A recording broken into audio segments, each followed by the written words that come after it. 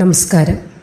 വിഷ്ണു പുരാണം, ഗരുഡ പുരാണം എന്നിവ പരാമർശിക്കുന്നതിൻ്റെ അടിസ്ഥാനത്തിൽ നമ്മുടെ ഭവനത്തിലുള്ള ചില വസ്തുക്കൾ ഒരു കാരണവശാലും മറ്റൊരു ഭവനത്തിലേക്ക് കൊടുക്കുവാൻ പാടില്ല എന്നുണ്ട്. അങ്ങനെ കൊടുക്കുക നിമിത്തം നമ്മുടെ വീട്ടിൽ വസിക്കുന്ന അല്ലെങ്കിൽ നമ്മുടെ വീട്ടിന് ഐശ്വര്യമായി നിലനിൽക്കുന്ന മഹാലക്ഷ്മി പടിയിറങ്ങിപ്പോകുന്നതിന് തന്നെ കാരണമാകും. അതുവഴി മഹാലക്ഷ്മി പടിയിറങ്ങുന്നത് കൂടാതെ ആ ഭവനത്തിലേക്ക് നമ്മുടെ ഭവനത്തിൽ നിന്ന് മറ്റൊരു ഭവനത്തിലേക്ക് നമ്മുടെ ഐശ്വര്യത്തെയാണ് നൽകുന്നത്. ആ ഐശ്വര്യം അവരിലേക്ക് എത്തിച്ചേരുകയും കൂടാതെ നമ്മുടെ ഗൃഹത്തിലേക്ക് മൂദേവി വസിക്കും അല്ലെങ്കിൽ മൂദേവി വാസം വന്നു കയറുകയും ചെയ്യുമെന്നതാണ്. അപ്പോൾ ഇനി എത്ര അടുത്ത ബന്ധുവാണ്, ഇനി ആരാണെന്ന് പറഞ്ഞാലും നമ്മുടെ ഭവനത്തിലിരിക്കുന്ന ഈ പറയാൻ പോകുന്ന കുറച്ചു വസ്തുക്കളുണ്ട്. അത് ഒരു കാരണവശാലും മറ്റൊരു ഗൃഹത്തിലേക്ക് നൽകാൻ പാടുള്ളതല്ല.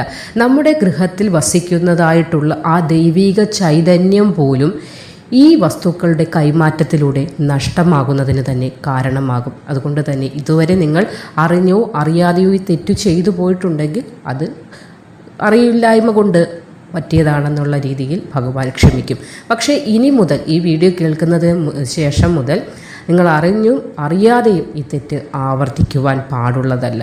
കാരണം എന്തെന്നാൽ നമ്മുടെ ഗൃഹത്തിൻ്റെ ഐശ്വര്യം നഷ്ടപ്പെടുന്ന ഒരു കാര്യവും നമ്മൾ ചെയ്യാൻ പാടില്ല എന്നതാണ് പുരാണങ്ങൾ അനുശാസിക്കുന്നത്. അപ്പോൾ ഗരുഡ പുരാണം പറയുന്നതിൻ്റെ ഫലമായി നിങ്ങൾ ഈ കാര്യങ്ങൾ മനസ്സിലാക്കുക. അപ്പോൾ ആ വസ്തുക്കൾ ഏതൊക്കെയാണ് എന്നതിനെക്കുറിച്ച് കൂടി പറഞ്ഞുതരാം. അപ്പോൾ എത്ര അടുത്ത ബന്ധുവാണെങ്കിലും സുഹൃത്താണെങ്കിലും അയൽക്കാരാണെന്ന് പറഞ്ഞാലും ഈ പറയാൻ പോകുന്ന 4-5 വസ്തുക്കളുണ്ട്. അവ ഒരു കാരണവശാലും മറ്റൊരു ഗൃഹത്തിലേക്കോ മറ്റൊരു കയ്യിലേക്കോ മറ്റൊരു വ്യക്തിയുടെ വീട്ടിലേക്ക് നമ്മളായിട്ടും ചെന്ന് കൊണ്ടുപോയി കൊടുക്കുവാൻ പാടുള്ളതല്ല. അപ്പോൾ ആ വസ്തുക്കൾ ഏതൊക്കെയാണെന്ന് നോക്കാം.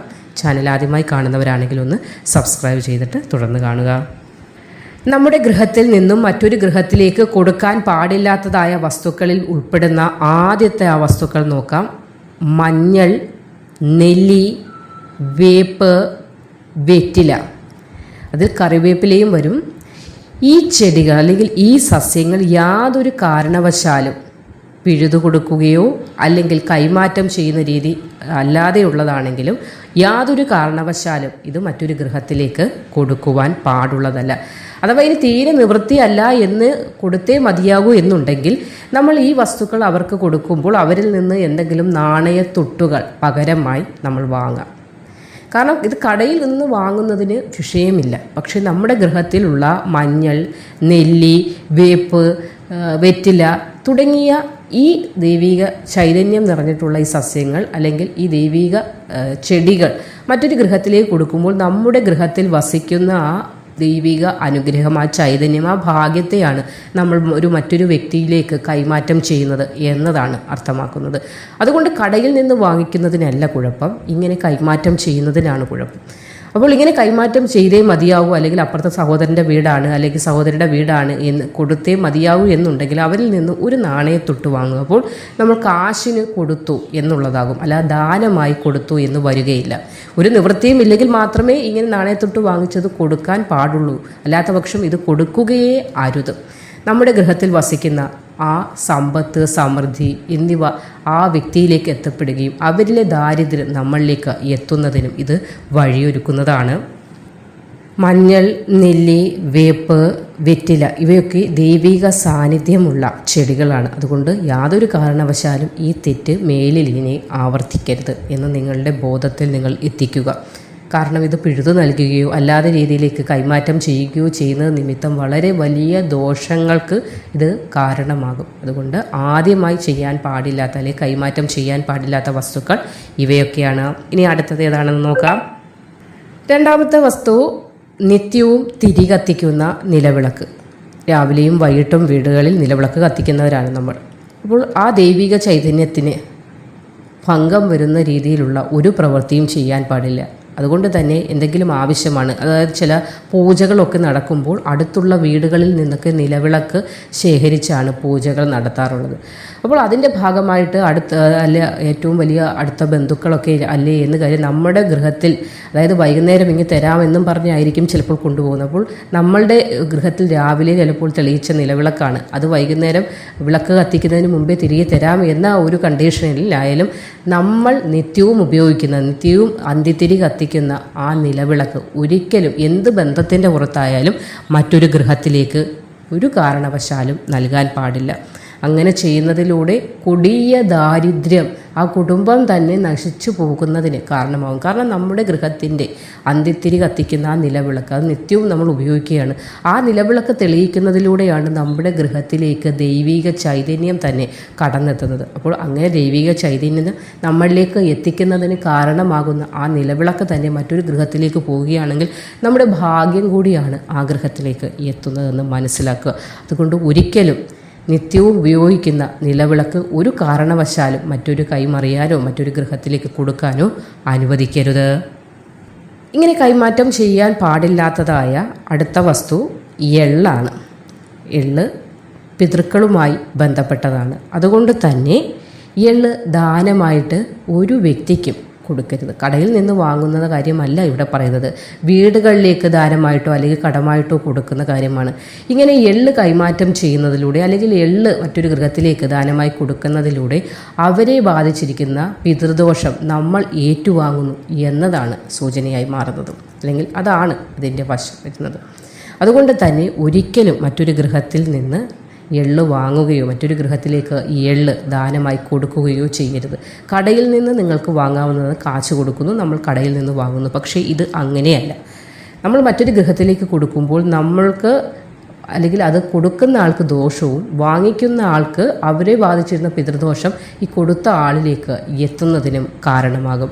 അതുകൊണ്ട് ഇനിയെങ്കിലും ഓർമ്മിക്കുക, ഈ വസ്തുക്കൾ ഇപ്പോൾ പറഞ്ഞ എള്ളും പ്രധാനമായി നിങ്ങൾ മനസ്സിലാക്കേണ്ട പിതൃദോഷം, അനാവശ്യമായി മറ്റൊരു ഗൃഹത്തിനെ ബാധിച്ചിരുന്ന പിതൃദോഷം നമ്മളിലേക്ക് എത്തുന്നതിന് ഈ എള്ള് തന്നെ കാരണമാകും. അതുകൊണ്ട് എള്ള് ദാനമായി മറ്റൊരു ഗൃഹത്തിലേക്കും കൊടുക്കരുത്.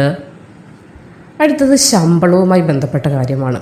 നമ്മുടെ അക്കൗണ്ടിലേക്ക് ഒരു തുക എത്തുമ്പോൾ തന്നെ പല രീതികളിലുള്ള, അതായത് ചിട്ടിക്ക് അടയ്ക്കണം, അല്ലെങ്കിൽ കറണ്ട് ബില്ല് അടയ്ക്കണം, അല്ലെങ്കിൽ ആർക്ക് ഇൻസ്റ്റാൾമെൻറ്റിന് സാധനം എടുത്ത് അവർക്ക് കൊടുക്കണം എന്ന് പറഞ്ഞ് ചില ആളുകളുണ്ട്. കയ്യിലേക്ക് ശമ്പളം കിട്ടുന്ന ആ ദിവസം തന്നെ കടങ്ങളൊക്കെ തീർത്താലേ സമാധാനം കിട്ടൂ എന്നുള്ളത്. അപ്പോൾ ആദ്യം ബാങ്കിൽ നിന്നായാലും പണം എടുത്ത് വരുന്ന വഴിക്ക് തന്നെ കടങ്ങളൊക്കെ തീർത്തിട്ട് ബാക്കി വരുന്ന കുറച്ച് ധനവുമായിട്ടായിരിക്കും വീട്ടിലേക്ക് വന്ന് പ്രവേശിക്കുന്നത്. പിന്നെയും അർദ്ധപട്ടിണിയിൽ തന്നെയായിരിക്കും തുടർന്നുള്ള സമയങ്ങളും മുന്നോട്ട് പോകുന്നത്. ഇനി നിങ്ങൾ ചെയ്യേണ്ടത്, ധനം കയ്യിലേക്ക് വരുമ്പോൾ, അക്കൗണ്ടിൽ പൈസ കിട്ടുമ്പോൾ അത് നമ്മൾ എടുക്കുന്ന വേളയിൽ കുറച്ച് തുക, അതായത് ഒരു 100 രൂപ അല്ലെങ്കിൽ 10 രൂപ ചില്ലറ തുട്ടുകളായി മാറ്റി വെക്കുക എന്നതിന് ശേഷം മാത്രമേ ബാക്കിയുള്ള തുക ചിലവഴിക്കാൻ പാടുള്ളൂ. ഈ മാറ്റിവെക്കുന്ന 10 രൂപയാകട്ടെ ചില്ലറ തുട്ട് മാറ്റിവെക്കുന്നത് അടുത്തുള്ള ഗണപതി ക്ഷേത്രത്തിൽ വഞ്ചിയിൽ സമർപ്പിക്കുകയും വേണം. അങ്ങനെ ചെയ്യുന്നതിലൂടെ നിങ്ങളിലേക്ക് ധനം എത്തുന്നതിന് തടസ്സമായി നിന്ന എല്ലാ തടസ്സങ്ങളെയും ഭഗവാൻ ഗണനായകൻ ഗണേശ്വരൻ വിഘ്നരാജൻ മാറ്റുകയും ധനം ധാരാളമായി പിന്നീടുള്ള സമയങ്ങളിലും നിങ്ങളിലേക്ക് എത്തുന്നതിനും ഇത് കാരണമാകും. അപ്പോൾ ഇനി ധനം കിട്ടുമ്പോൾ പെട്ടെന്ന് ചിലവുകളെല്ലാം നടത്തി ബാക്കി കിട്ടുന്ന മിച്ചം പിടിച്ച തുകയുമായി വീണ്ടും ലുബ്ധിച്ച് ജീവിക്കുന്നതിലും ഭേദമാണ് ആദ്യം കിട്ടുന്ന ശമ്പളത്തിൽ നിന്ന് ഒരു തുക, അതായത് 10 രൂപ മതി, അത് ചില്ലറയായി നാണയത്തുട്ടുകളായി മാറ്റിയതിന് ശേഷം അത് അടുത്തുള്ള ക്ഷേത്രത്തിലേക്ക് സമർപ്പിക്കുക. അതിനുശേഷം ബാക്കിയുള്ള കാര്യങ്ങൾ ചെയ്യുക. ഇങ്ങനെയൊന്ന് ചെയ്തു നോക്കൂ, വളരെ വലിയ സാമ്പത്തിക ഉന്നതി നിങ്ങൾക്ക് ലഭിക്കുന്നതാണ്. ഇനി കൈമാറ്റം ചെയ്യാൻ പാടില്ലാത്തതായ അടുത്ത വസ്തു മഞ്ഞളാണ്.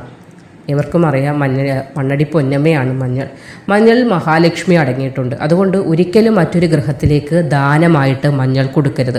മഹാലക്ഷ്മി പടിയിറങ്ങി പോകുന്നതിന് മഞ്ഞൾ കാരണമാക്കും. ഇങ്ങനെ ദാനമായി നൽകുന്നതിലൂടെ അത് ദാരിദ്ര്യം, അനർത്ഥം എന്നിവ ഗൃഹത്തിലേക്ക് വരുന്നതിന് കാരണമാകും.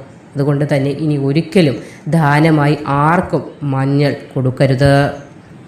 അതേപോലെ തന്നെ അടുത്ത വസ്തു മുറമാണ്. മുറം ചില വീടുകളിൽ മുറവില്ലാതെ വരുമ്പോൾ അടുത്തുള്ള വീട്ടുകളിൽ നിന്ന് എടുക്കാറുണ്ട്. എന്തെങ്കിലും പാറ്റി പറക്കണമെങ്കിൽ മുറവില്ല, പെട്ടെന്ന് നോക്കുമ്പോൾ മുറവില്ല, ഉടനെ അടുത്ത വീട്ടിൽ പോയി മുറം വാങ്ങിച്ചുകൊണ്ട് വരും, ഇപ്പോൾ തരാമെന്നൊരു കണ്ടീഷനിൽ. അങ്ങനെ ചെയ്യുന്ന കുറച്ച് നേരത്തേക്കുള്ള കൈമാറ്റം വളരെ വലിയ ദാരിദ്ര്യത്തിന് തന്നെ നിങ്ങൾക്ക് വഴിയൊരുക്കും. അതുകൊണ്ട് മുറം ആര് വന്ന് ചോദിച്ചാലും കൊടുക്കരുത്. സ്വന്തമായി മുറം വാങ്ങാൻ വളരെ വലിയ ധനമൊന്നും ആവശ്യമില്ല.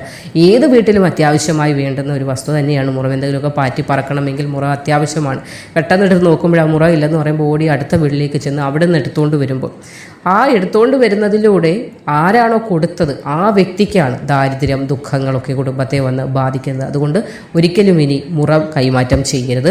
അതേപോലെ തന്നെ സന്ധ്യാസമയങ്ങളിൽ ഒരിക്കലും ഇരുമ്പ് ഉപകരണങ്ങൾ, അതായത് പിച്ചാത്തി, ഇരുമ്പ്, കടാര, കുടുവാൾ തുടങ്ങിയ വസ്തുക്കളൊന്നും മറ്റൊരു കയ്യിലേക്കോ മറ്റൊരു ഗൃഹത്തിലേക്കോ കൊടുക്കുകയും അരുത്. അപ്പോൾ എത്ര വലിയ ബന്ധുക്കളായാലും എത്ര വലിയ സുഹൃത്തുക്കളായാലും എത്ര വലിയ കുടുംബക്കാരാണെന്ന് പറഞ്ഞാലും ഈ വസ്തുക്കൾ നിങ്ങളുടെ ഗൃഹത്തിൽ നിന്ന് ചോദിക്കാൻ വന്നു കഴിഞ്ഞാൽ കൊടുക്കരുത്.